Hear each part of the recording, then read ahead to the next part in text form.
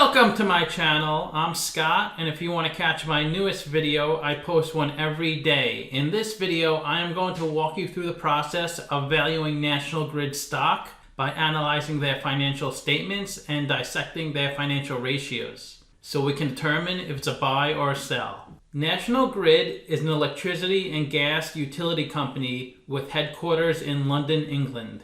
Its principal activities are in the UK and the United States. National Grid is one of the largest investor-owned utility companies in the world. The company provides gas and electricity to over 10 million people in New York, Massachusetts, and Rhode Island. Let's get started with the model. This is a large cap company, 41 billion market cap. They're trading at $59 a share, and they have 704 million shares outstanding. Let's look at the financials. The way you value a company is you estimate the free cash flows into the future, and then you discount those numbers back to today's value. That's what we're doing in this video. And free cash flow is cash flow from operations minus capital expenditures. So you can see the company had nice free cash flow in 2018 and 19, but negative in 2020 and the trailing 12 months. Net income is the profit and loss on the income statement. That's revenue minus expenses. And that was high in 2018, but much lower in the next 3 years. Revenue is the sales for the company, and that's pretty steady each year, from 20.9 billion to 20.3 billion. All the numbers on my Excel spreadsheet are converted from pounds to US dollars. But when we look at the financial statements, they're going to be in pounds. This is the company's income statement, and all these numbers are in British pounds.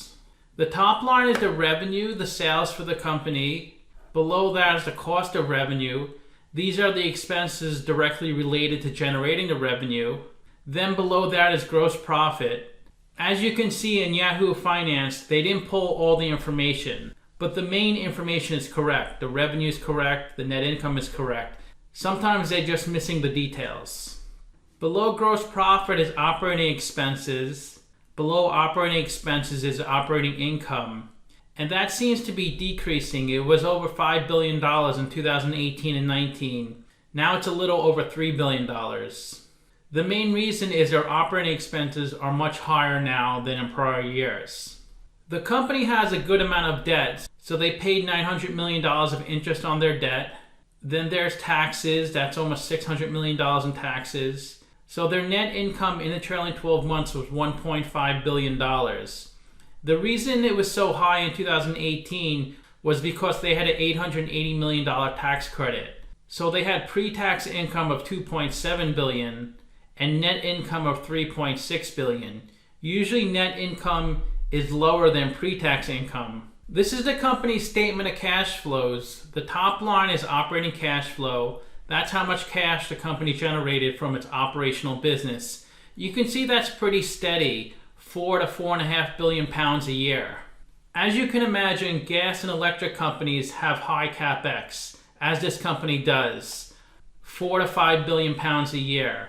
They did have negative free cash flow in 2020 and the trailing 12 months, but positive in 2018 and 19. They did take on a lot of debt in the trailing 12 months. $5.3 billion of debt. They paid $2.3 billion. They added 3 billion pounds of debt in the trailing 12 months. So it looks like they needed this debt because they have negative free cash flow due to their high capital expenditures. If a company has negative free cash flow as the result of high capex, that's not necessarily a bad thing.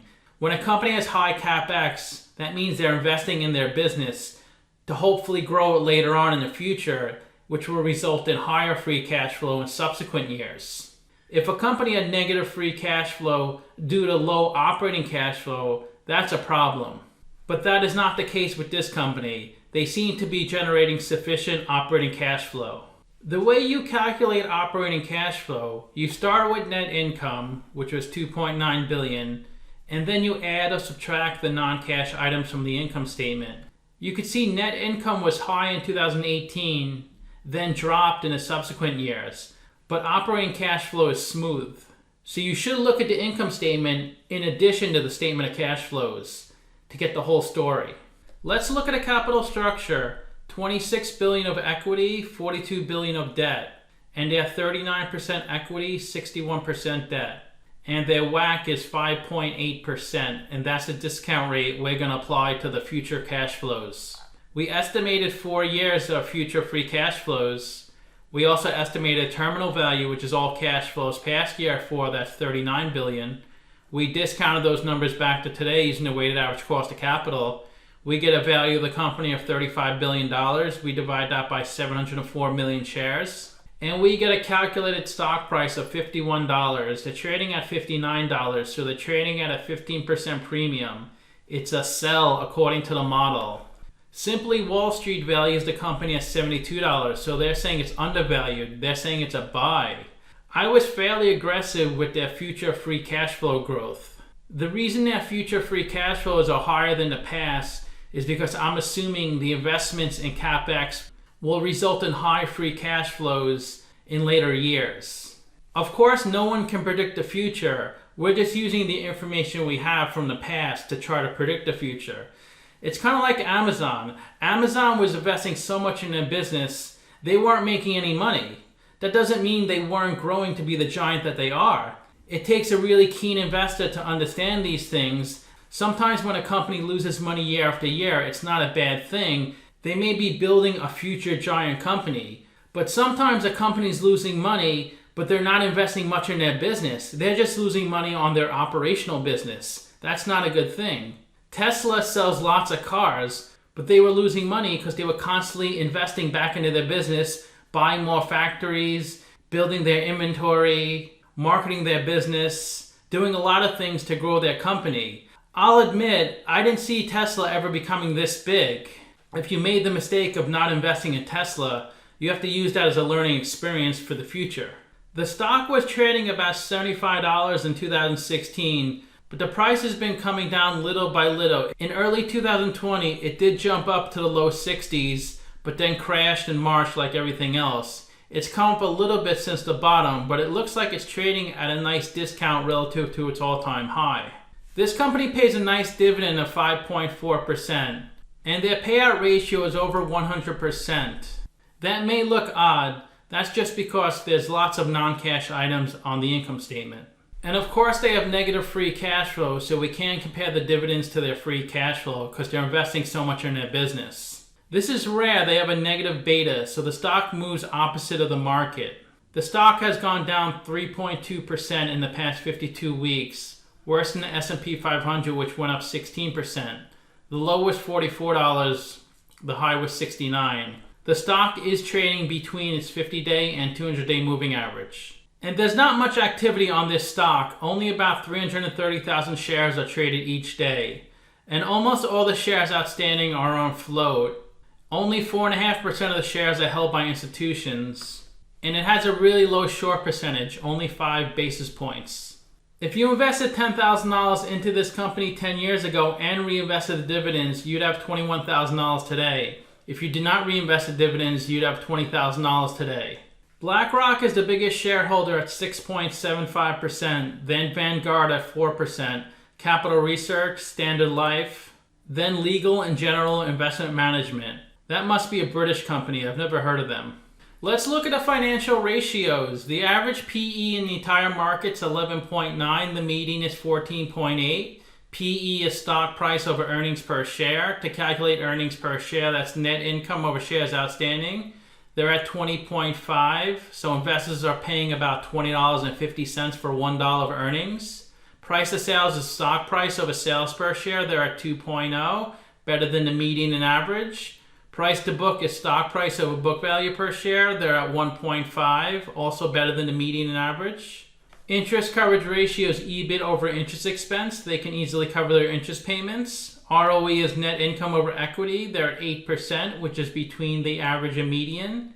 Current ratio is current assets over current liabilities. They can only cover 70% of their current liabilities with their current assets. Their current assets are $2 billion of cash and $500 million of inventory. So the company will probably need more debt to get through the next 12 months because they had negative free cash flow. They have negative $3.8 billion of working capital, plus they have a $4 billion dividend payment.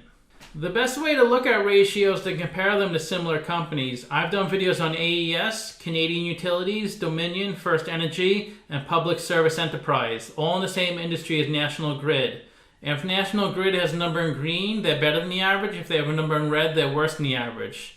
So they're worse in PE, they are better in price to sales and price to book, they're struggling in current ratio, they do have a higher ROE than average, they're a little lower in debt than average. They're the biggest company on this list, 41 billion market cap, average is 28 billion, and they pay a high dividend, 5.37%, higher than average. So to summarize, I have them trading at a 15% premium, but this is a big company, it's not going anywhere, and it provides a really important service to people in the United States and the UK.